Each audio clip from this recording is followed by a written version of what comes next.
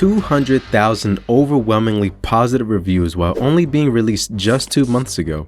With a price tag of $10 and how easily accessible it is, no wonder this game won Steam's Better with Friends award. All done by one lone developer with years of experience. And you may be wondering, is that all it takes to make a hit game, make it cheap and playable by machines from almost a decade ago? Yes and no. Lethal Company has recently blown up due to how crazy and extremely social this game is. Walking pigeons. Wait, pigeons can already walk though. That's like some kind of swimming fish over there. It's goofy. No! Serious? There's also a horror aspect to the game. Whoa.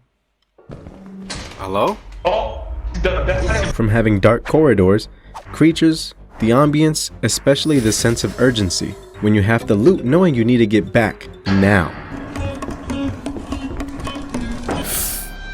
Ooh. Oh my god. Oh my god. Then my favorite, the proximity chat. You can go from hearing your entire team from one moment to hearing a scream cut off in the next second. get the fuck. Let me not forget to mention that the community is extremely active and positive towards new players. So let me just state this outright. If you have a spare $10, I highly recommend this.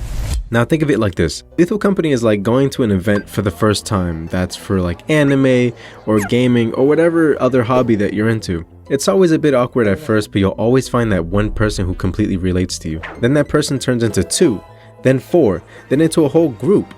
It has a way of making you comfortable almost instantly, knowing that these strangers that you're working with have one single goal in mind, and each of you are very important to succeed in this. Like I said before, Lethal Company's goal is simple: meet your quota in 3 days, and this quota can be met by exploring the randomized facilities for scrap on the 8 exomoons, which are accessed by the terminal. So let's take a look at what we're working with. Along with the terminal, we have the main monitors where we can monitor the other players while they navigate throughout the facilities. Don't turn left. Don't turn left. Oh. Oh. Oh. He's freaking out. He's panicking.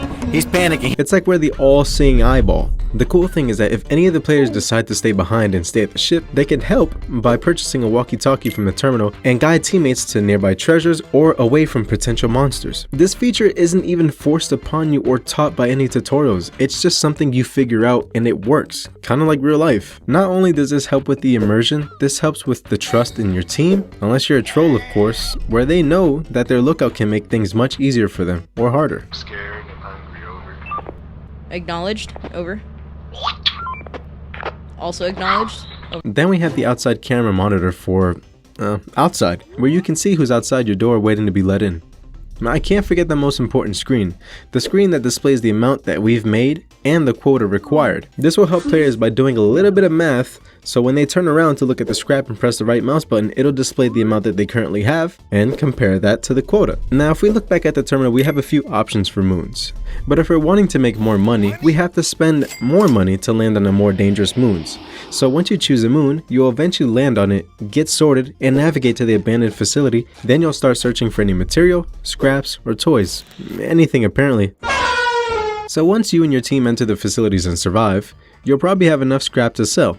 The idea is to bring it back to the ship to store it until you sell it. But here's one huge tip for you.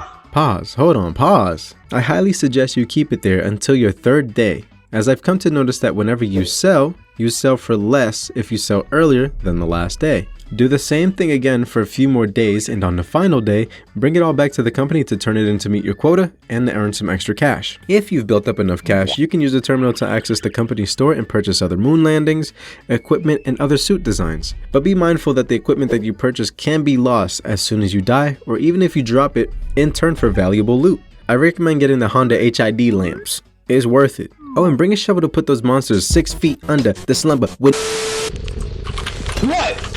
Back up! Ah!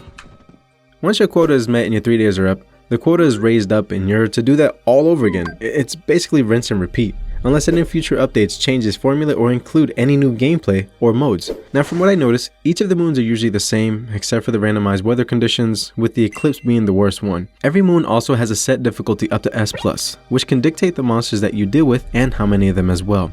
And even the scrap is worth more, being the higher difficulty. Speaking of the monsters, here's what you can expect. We got Flowey, Jack in the Box, Rod Rice, Lil Susie from down the block, the Geodude Shark, the Slime Thing, the Bootleg SCP, the Blind Dog, Teeth Leech, Giant Sandworm Thing, the Red Eyes New York Rat, Jim Carrey's The Mask, and wait, the fuck is a Baboon Hawk? And a literal spider. All of this can be done with friends or randoms as well, which is just as fun, I promise you.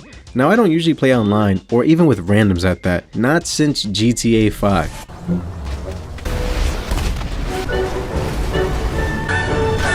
Its spike to success also comes from the fact that it's played by many heavy hitters in the gaming scene on YouTube and Twitch, starting with Markiplier, Dashie, H2O, Burleezy, and many more who have demonstrated the amount of fun that can be had with friends. Now, sure, their actors and everything can be exaggerated a bit to add to the entertainment, but this isn't the case here. If you've watched me play Lethal Company, and if you haven't, you should. Shameless plug, I know. You would know that I've only been playing with randoms since I'm always playing solo and everything. That style of gaming doesn't really help me with the friends category, so everything is completely unscripted, and I understand what you may be thinking. I'm a YouTuber, so I have to make it look entertaining for views and subscribers. Will you experience the same fun? Look here! Look, listen! This is by far the best online experience I've ever had outside of Monster Hunter. My random teammates have been nothing but helpful. He was like a centimeter off.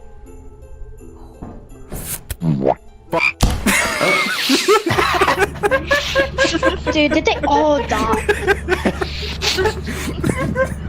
They all died. Did he really all just die? Resourceful. He really did it. Okay, we out. We out. Get ready to close the door!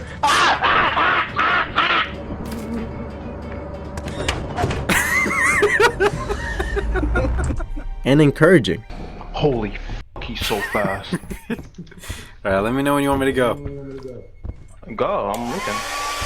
Turn that shit off, bro. Now, go out there and get some scraps, fight monsters, and come back home to feed the universal god of destruction squid and do it all over again. And if you fail, your performance has been deemed below standard. Welcome to our disciplinary process.